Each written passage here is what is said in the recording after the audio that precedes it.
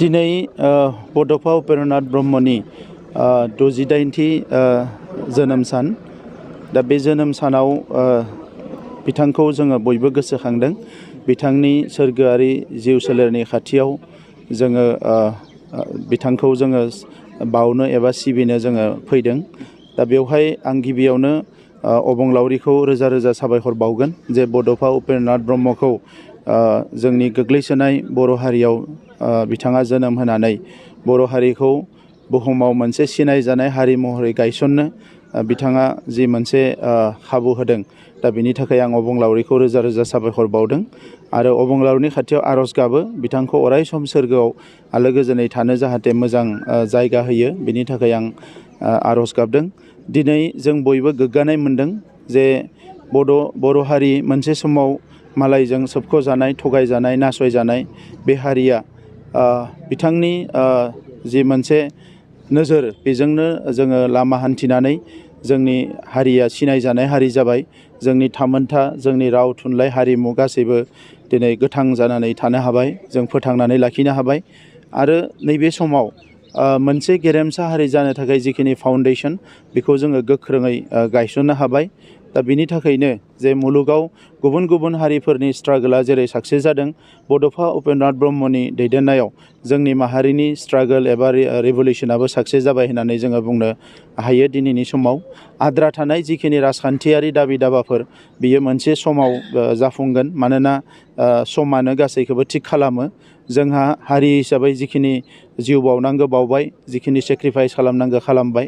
दा बे गासैबो जाजोबनायनि उनाव हारिया जि मोनसे थार बिजिरनाय मोननांगौ आरो हारिया आबुं हारि महरै अरायसम थांना थानो थाखाय जिखिनि संबिजिदारि सुबिदाफोरखौ मोननांगौ बेखौ जोङो एफा एफाबाबो मोननो हाबाय आरो आद्रा थानायखिनिखौबो जों मोनफिनगोन, मोनफुंगोन आं बेखौ मिजिंथियो।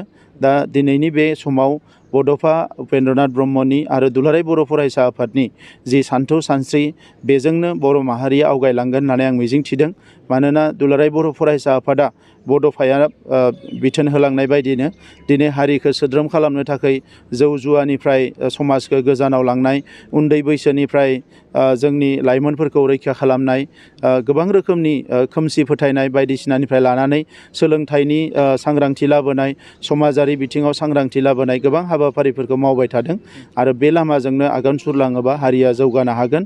जों बिटिआर सरकारनि फारसेनिफ्राय बड'फा उपेन्द्रनाथ ब्रह्मखौ मान होनायजों लोगोसे जोंनि माहारिनि जिफोर माखासे साननाय हनायफोर दङ बेखौ जोङो आबुं महर होनो थाखाय जों खामानि मावनो नाजादों।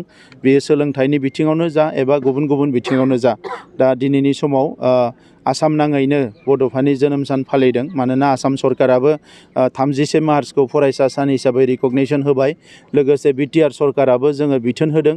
दा बे हिसाबै बड'फानि फारसे जोंनि जि बयनिबो हास्थायनाय लुबैनाय बिथांखौ मान होनाय बियो मोनसे मोजां मोनसे स्टेटासाव फैबाय।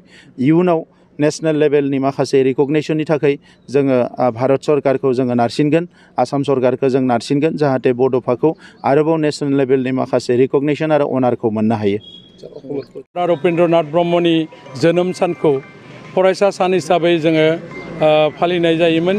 बिनिनो दिनै 68थि माने फरायसा सान हिसाबै फालिदों।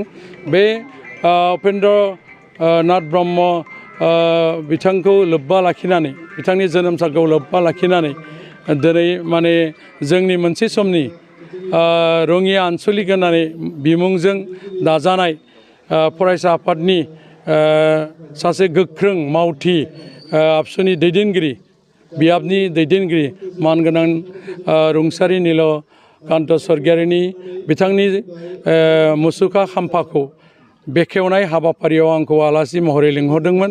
बे हाबाफारिखौ आं दिनै बेखेवनानै होबाय आरो दिनै बे हाबाफारिनि गेजेरजों बायदि हाबाफारि बिथांमोना लादों। दा बेयावहाय गिबि हाबाफारि हिसाबै माने फिरफिला बिरहोनाय हाबाफारिखौ जागायलांबाय आरो बिनि उनाव सावरायमेल दं। बे सावरायमेला दा दसे उनाव जासिगोन। बेखौबो आंखौ माने बेखेवनायनि हाबाफारियाव बाहागो लाखिदों। आसा खालामदों रुंसारि मानगोनां नील स्वर्गियारिनि जिउमाया सोरगोआव जों जायगा लायो।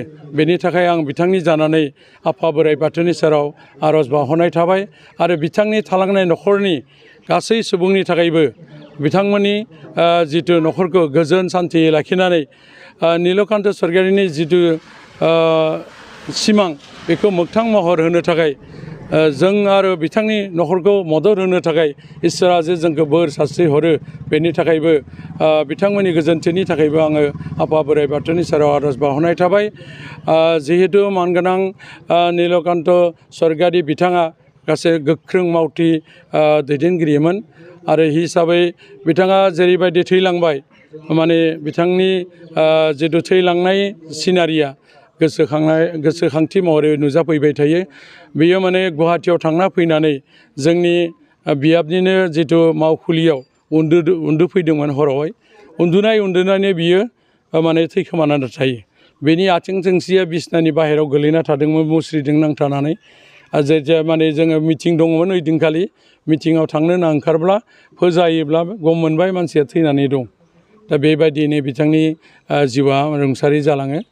बेनिखायनो बिथांनि जिखिनि मावगोमा जि मावनां खामानिफोर आदुरा जालांबाय बेखौ मावहोनायाव जोंखौ माने गोहो बोर सारस्रिहरनो थाखाय फिन खेबसेबाव आङो आफा बोराइ बाथौनि सेराव आर'ज बावनाय थाबाय।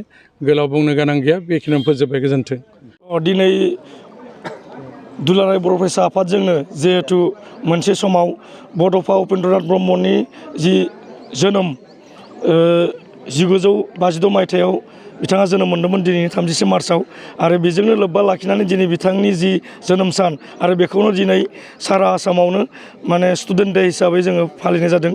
बे स्टुडेन्ट हिसाबै फालिनाय हाबाफारिखौनो तामुलपुर जिल्ला एबसुआबो दिनै तामुलपुर जिल्ला एबसुनि बेन्दोङाव थानाय साहा रंगिया दख'रा दुलाराय बर' फरायसा आफादनि सिङाव थानाय नैबे 102 लाहापारा गुदि फरायसालिनि लांगोनायाव जोङो गाजा गोमजायै फालिनो आखायाव लानाय जादों।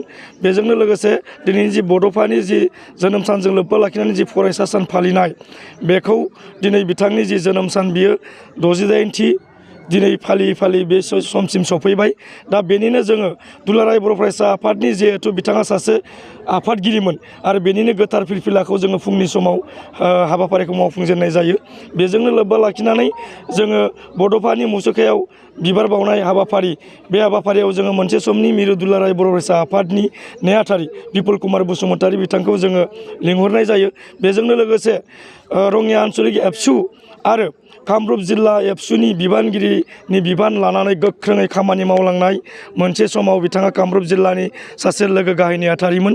बिथाङा रुंसारि जानायनि मुङाव बिथांखौ गोसोखांनानै जि मुसुखा खाम्फा बेखौबो दिनै मोनसे गोथार सानावनो जि बेखेवजेननाय हाबाफारि, बे हाबाफारिखौबो लानाय जायो। बे बेखेवजेननाय हाबाफारियाव जोंहा 30 नं गरेस्वर समस्तिनि MCLA पबित्र कुमार बर' बिथांखौ जोङो लिंहरनाय जायो।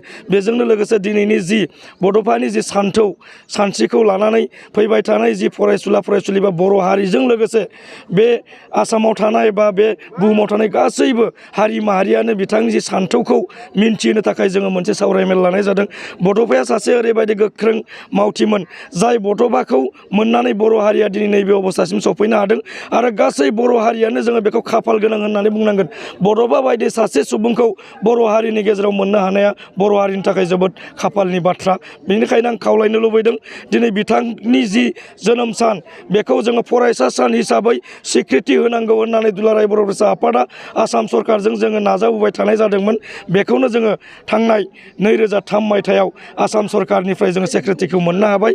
दा बे बड'फानि जि जोनोम सान बेजों लोब्बा लाखिनानै फरायसा सान बेखौ बर' हारियाल' सिबिबाय थाब्ला जानाय नङा। बिथाङा सासे ओरैबायदि सुबुं जाय सुबुंनि थाखायनो दिनै गोबां इन्डियायाव थानाय गिदिर गिदिर सान्थौगिरिफोर हिउमेनिटी एवार्ड, सल्जार अफ हिउमेनिटी एवार्ड बिथांनि मुङाव होनाय जायो। बिथांनि जि सल्जार अफ हिउमेनिटी एवार्ड मोननो हानाय जाय सान्थौगिरि बिथांमोना दिनै सारा इन्डियायावनो बिथांनि जि सान्थौफोरखौ लानानै जि गुबै थांखि बिजिरनाय, बेनिखायनो दिनै बिथांमोनाबो जाफुंसार महर मोननो हादों।